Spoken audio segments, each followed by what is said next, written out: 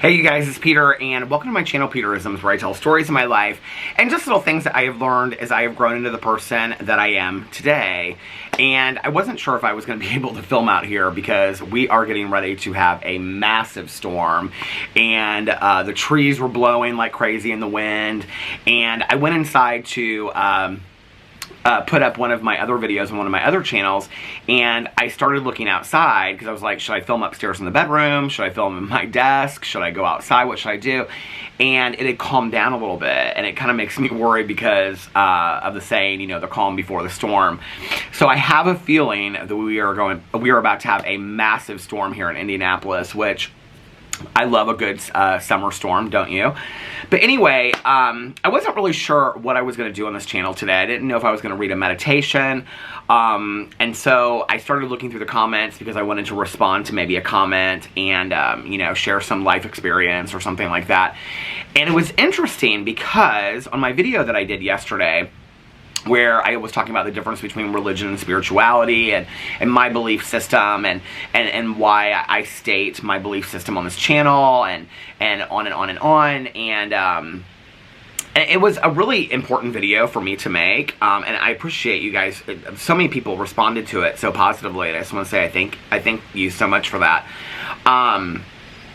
But I went in and I explained why, on this channel specifically, that I try to help people kind of like read through the message sometimes if there's a religious aspect to it and things like that, because I don't want people to miss the message. Not necessarily my message, but the message of the meditations or something that I'm talking about on this channel, you know? And that I also explained that when I was early in recovery and before I got sober and things like that, that anybody that approached me with a very religious attitude, that even though I didn't have negative experiences growing up, and I did grow up going to church, and I didn't have any negative experiences with my church. My church was very accepting, very inclusive, very positive. You know, it was kind of a homey aspect to my life growing up.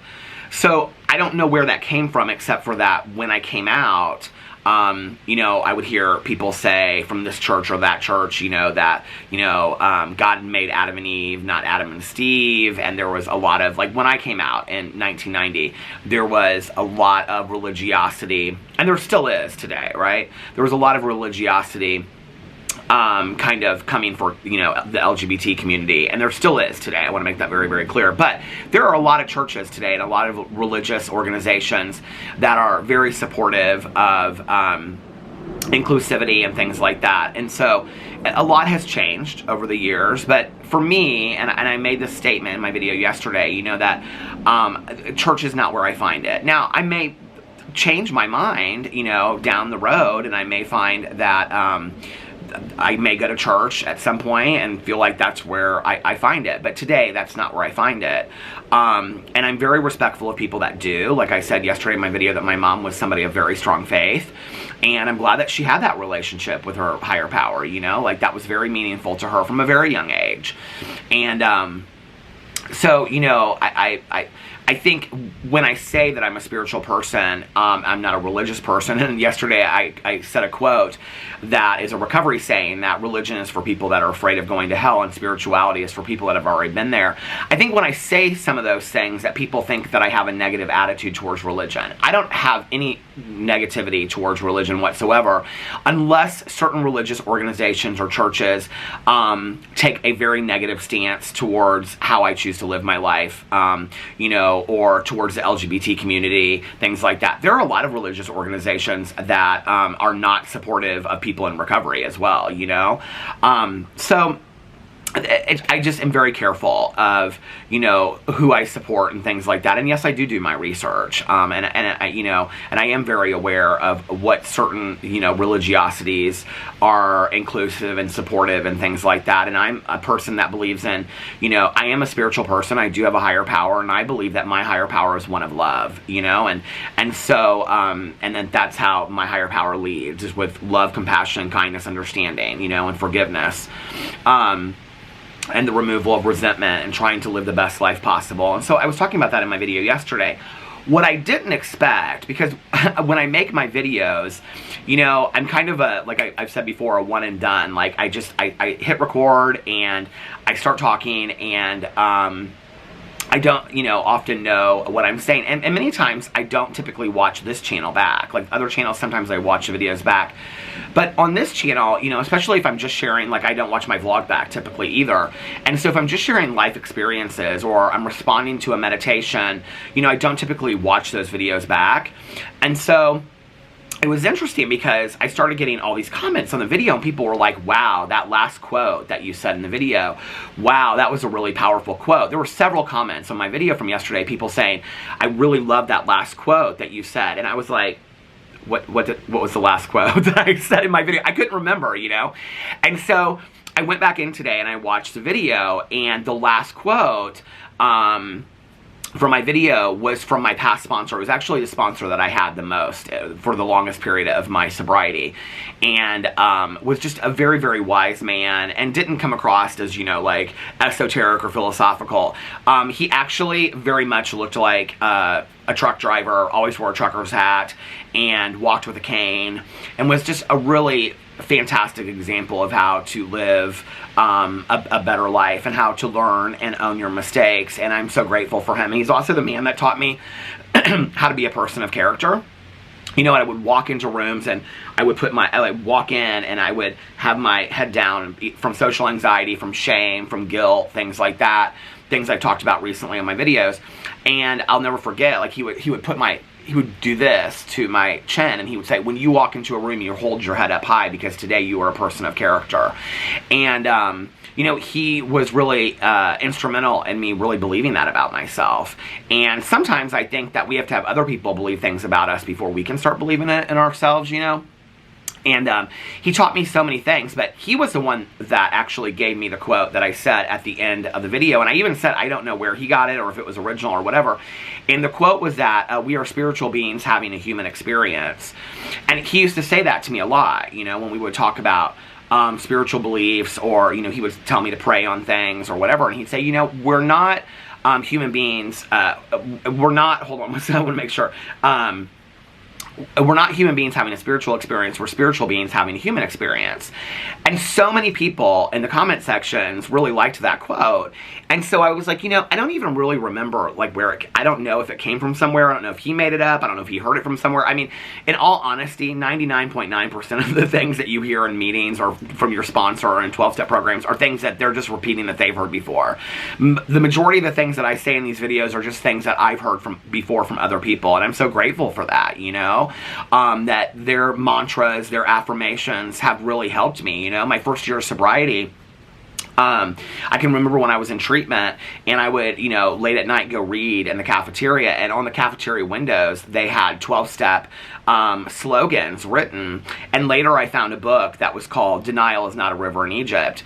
And the book is, I don't know if the book still exists or is still in print or not, but the book was just flooded with all of these recovery slogans, you know, that if you always do what you always did, you'll always get what you always got, which is so powerful to me. Or KISS, which is keep it simple, stupid, or pray on it, or one day at a time, you know? I mean, all of these different slogans those were the things that kept me grounded in my first year of sobriety, because I couldn't really think real deep, you know?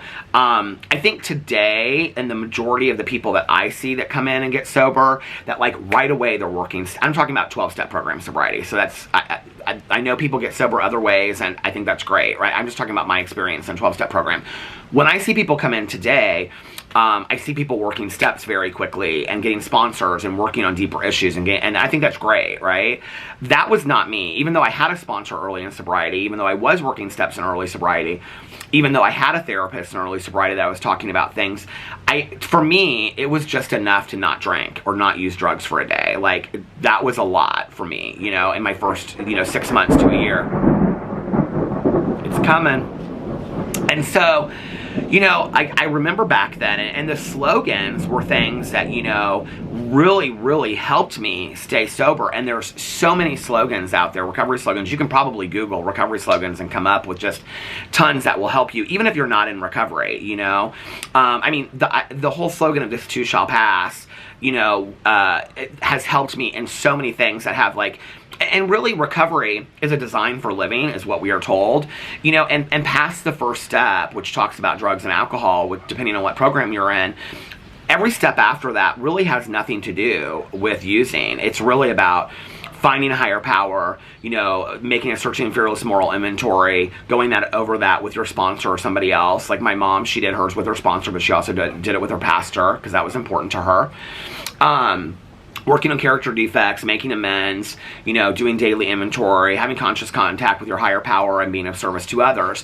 And so really it's about living a right life. 12-step programs are about living a right life, cleaning up the wreckage of your past, finding a higher power, and living a right life.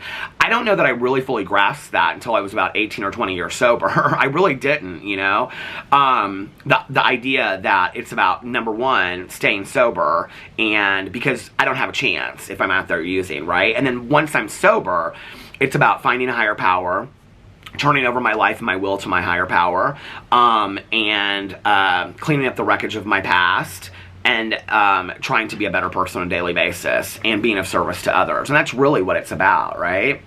So many people commented about this, well, not so many, but several people commented about this quote, we are spiritual beings having a human experience. So I Google searched it, and I found this article about it, and I wanted to read you guys this, because, I love to do readings on here anyway, so I thought we would do this today. And this is from, I don't even know what the website is called, The Clearing, Alter Your Life. It was from June 13th, 2021. And they have the quote at the beginning: "We are not human beings having a spiritual experience. We are spiritual beings having a human experience."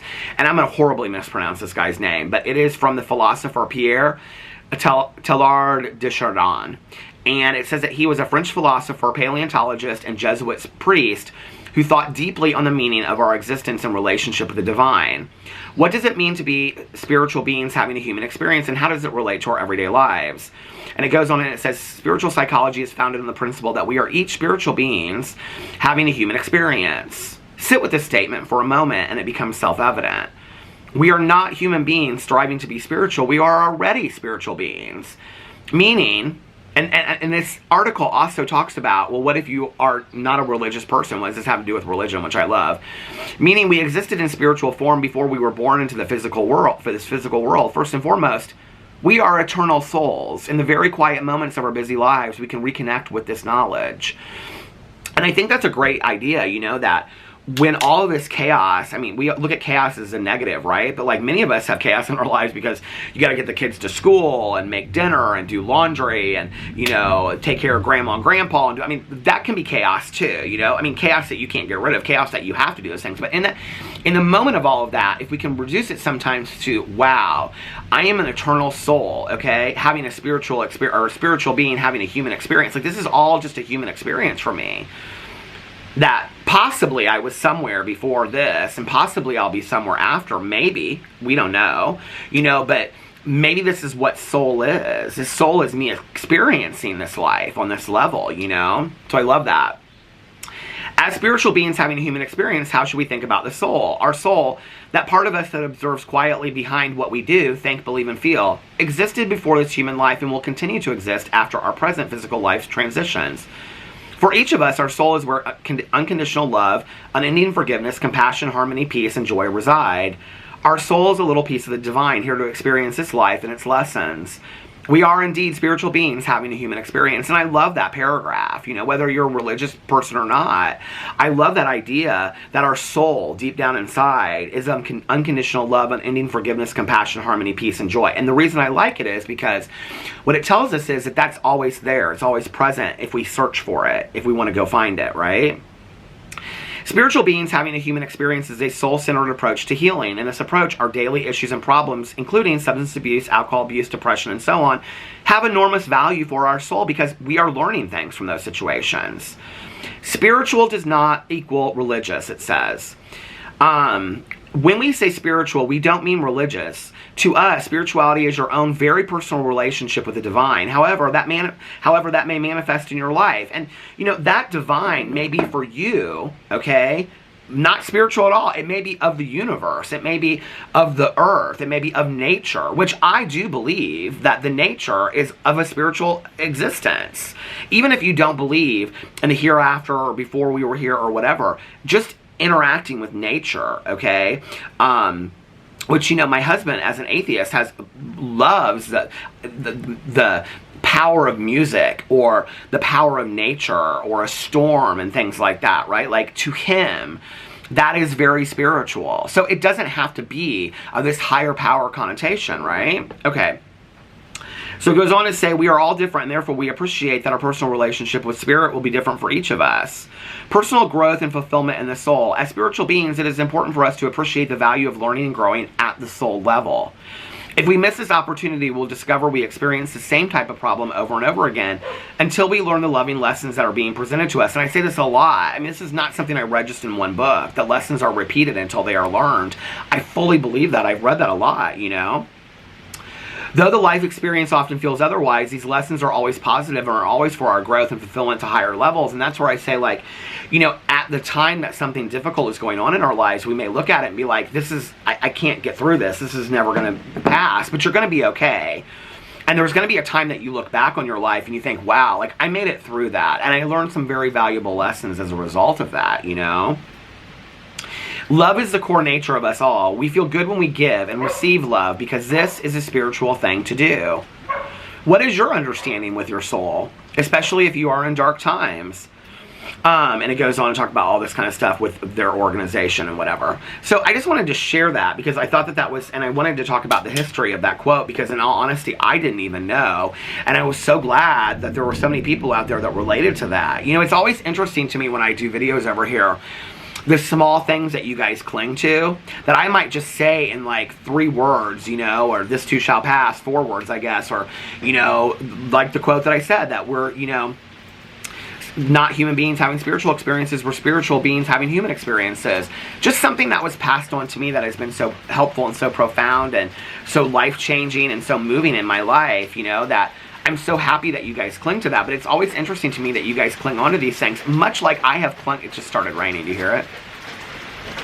Much like you guys have clung, or much like I have clung on to things that people have passed on to me that have been so helpful in my life. So I love to share those things with you guys because if they've had an impact on me, I hope that they have a positive impact on you as well. And I love you guys, and I'll see you tomorrow. Bye.